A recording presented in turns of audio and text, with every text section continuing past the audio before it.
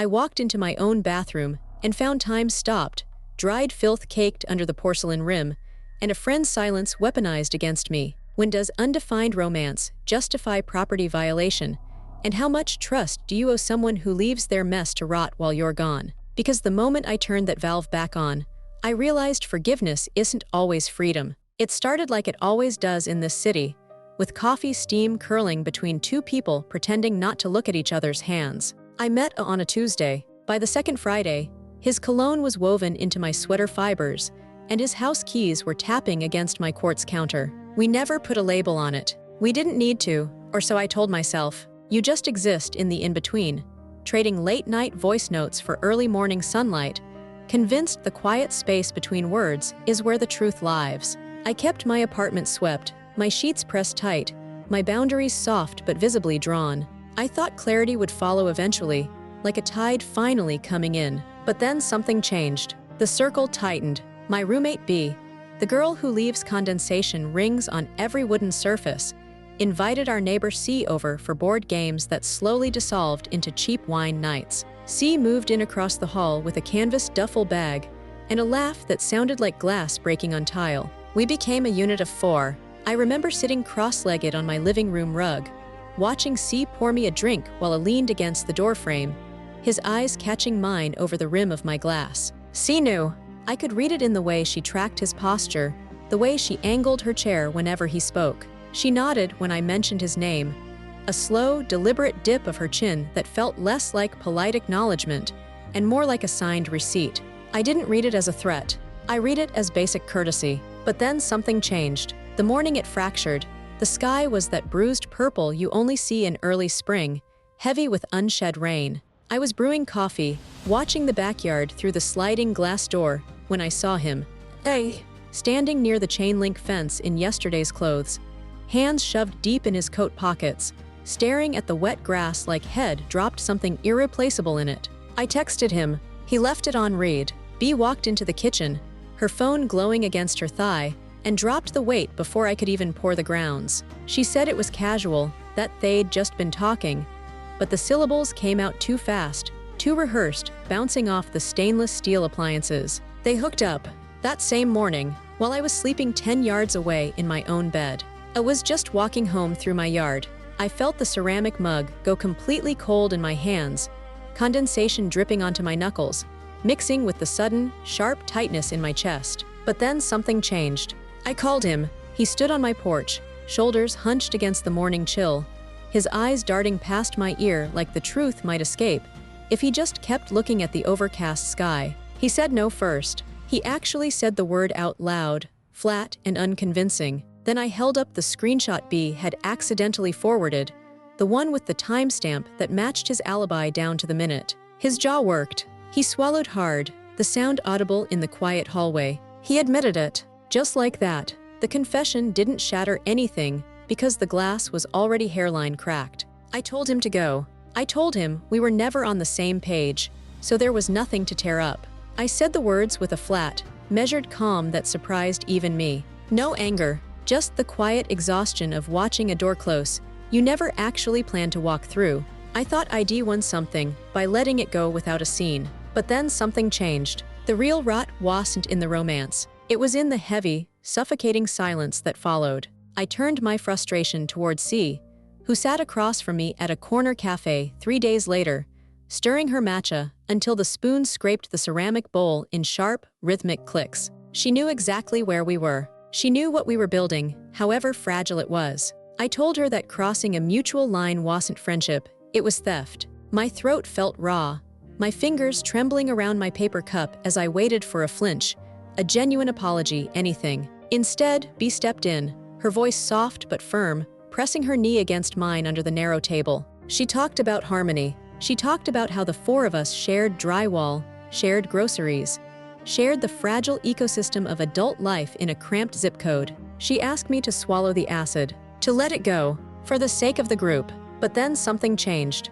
I looked at C. She finally met my eyes. Her lower lip trembled, just a fraction, before she whispered a sorry that sounded like it had been rehearsed in front of a bathroom mirror. She said she didn't want to lose us. She said it wouldn't happen again. I watched a tear track down her cheek, catching the afternoon light, and felt that familiar, exhausting pull toward grace. I value peace.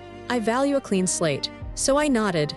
I told her we were fine. I let the tension drain out of the room like water down a sink, believing the surface would smooth over. We laughed at a bad joke. We finished our drinks. I went home and scrubbed my countertops twice, convinced that physical order could restore what was emotionally fractured. But then something changed. I left my apartment like a stage manager closing a set. Every surface gleamed.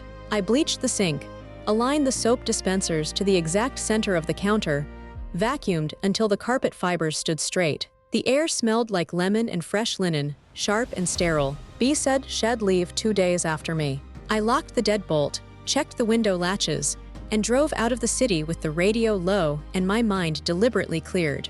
I spent 6 days at the coast, listening to waves crash against wooden pilings, letting the salt air dry the last remnants of that conversation out of my lungs. I came back early. I wanted to water my plants, open the windows, breathe in the stillness before the semester dragged us under again. I turned the key in the lock. The door swung open. The air inside was wrong. But then something changed. It hit me before I even reached the hallway. A thick, copper-heavy stench that clung to the back of my throat, sweet and rotting and unmistakably human. I pushed the bathroom door open. The toilet sat like a monument to violation. The tank was completely dry. The water valve had been deliberately turned clockwise until it locked shut against the wall. Inside the bowl, a crusted, amber-brown mass clung to the porcelain, hardened by days of stagnant neglect, fused to the rim where the water should have been. The handle was jammed sideways. The clog was solid, baked by time and heat. I dropped my keys. They hit the tile with a sound like a bone cracking. I stood there, lungs burning, hands trembling as I reached for the roll of rubber gloves on the shelf, my stomach turning over itself as I finally mapped the timeline. This wasn't an accident. This was a deliberate statement left to cure. I gagged, dry heaving into my elbow, tears blurring the harsh fluorescent light overhead. But then something changed. I worked through the nausea. I drove to the hardware store, bought industrial drain opener, heavy-duty gloves, a steel plunger. My hands shook so badly, I dropped the wrench twice on the bathroom mat. I texted B between scrubbing sessions, my thumbs slipping over the glass screen as the chemical burns on my knuckles mirrored the heat rising in my chest. I asked who had come over while I was gone. I needed a logical anchor. Her reply came fast. Just me and Mark. We stayed 2 nights. We didn't touch anything. The words sat on my screen, clean and dismissive. I stared at the phone, at the dried rings on the porcelain, at the deliberate twist of the valve, and felt a cold clarity wash over the panic. People don't accidentally shut off a toilet's water supply and let it fossilize. But then something changed. I waited until the fumes cleared enough to breathe without coughing. I sat on the edge of my bed, phone face down, listening to the low hum of the refrigerator vibrating through the floorboards. B called an hour later. Her voice was different this time. Tight, frayed at the edges. She didn't say hello. She just exhaled, long and shaky, and told me the truth. It was C. She had used the bathroom while B and Mark were out getting coffee. Shed flushed once, felt the blockage forming, and simply walked away. She turned the valve off. She left it. For the entire duration of my spring break, the silence on the line was heavy enough to crush ribs. I didn't scream. I just closed my eyes and watched the image play behind my eyelids. My neighbor, my supposed friend, standing in my spotless bathroom, making a conscious choice to leave her waste to rot in my home while I was miles away. But then something changed. B's voice cracked on the final part. She said C made her swear not to tell anyone, that it was just a plumbing mistake blown wildly out of proportion, that C was deeply embarrassed, that bringing it up would ruin the group dynamic, that some things are better buried under the floorboards of adult life. I listened to the justification unravel, thread by thread, and felt the floor tilt beneath my boots. When does undefined romance justify property violation? When does swallowing one betrayal obligate you to choke down another? I had forgiven the girl who crossed a romantic line because the line wasn't drawn in permanent ink. Now, she was using that same ink to write over my boundaries, over my home, over my basic dignity, and demanding silence as the price of my peace. The valve wasn't just turned off. My voice was being asked to stay that way. I hung up. The bathroom still smelled, but then something changed. I didn't pack my bags again. I didn't call her. I didn't knock on the hallway door. I opened my laptop, the screen's pale blue light washing over my exhausted face, and clicked into a blank submission box on an anonymous forum. I typed until my fingers cramped, detailing the talking stage, the backyard walk, the forged apology, the dried porcelain, the twisted valve, the demanded secrecy. I stripped my name from it. I hit submit and watched the digital void swallow it, a confession cast into the static. There's no resolution coming, no dramatic confrontation in the hallway, just the quiet, heavy understanding that some people don't want to be friends. They want witnesses. They want hostages to their own lack of accountability. I closed the lid, walked back into the bathroom, and finally, mercifully, turned the valve. The water roared into the bowl. The stain didn't wash away completely. It never really will. Hello, I'm Dr. Julian Reed. What we are observing here is not a simple lapse in judgment or a momentary failure of empathy. It is a calculated escalation rooted in covert retaliatory aggression. When you accepted that apology, you believed the social contract had been restored. It had not.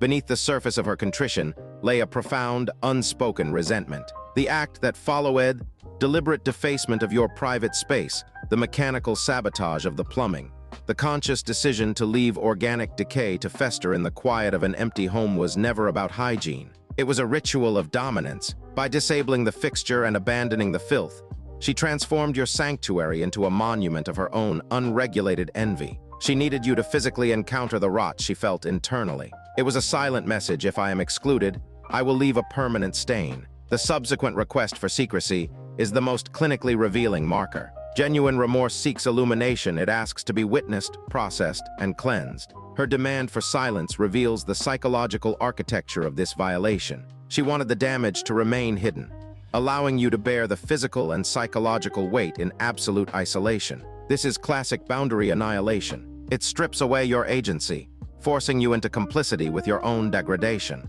You are entirely justified in the visceral revulsion you experienced. To return to a meticulously maintained environment and find it weaponized is to experience a profound violation of safety. The psyche registers this not merely as an inconvenience, but as a direct threat. Your anger is not disproportionate. It is a necessary immune response to a psychological toxin that was allowed to marinate in your absence. We must examine the mechanics of her choice. She bypassed direct confrontation entirely. She weaponized romantic proximity, then weaponized domestic sanitation. This triangulation served to fracture the group dynamic while isolating you. Proving that your boundaries were merely suggestions she felt entitled to overwrite. The water valve was turned off deliberately to ensure the consequences could not be easily resolved. That is premeditated relational violence disguised as negligent mess. It speaks to a need for control when emotional leverage has been lost. Yet we are left to sit in the uncomfortable gray of this reality. When social contracts are already frayed by undefined romantic territory, does a perceived slight entitle a friend to vandalize the domestic sphere? Forgiveness is culturally framed as a virtue, but it frequently becomes a cage when it demands the swallowing of further indignities. Should you have severed ties the moment the romantic lines were crossed? Or was your attempt at grace a rational choice within a fragile ecosystem? When someone hands you an apology that tastes like ash and leaves you to clean the wreckage, at what exact point does mercy become self-harm? How much of the damage must you absorb before acknowledging that the person who handed you peace was, in fact, the architect of your ruin?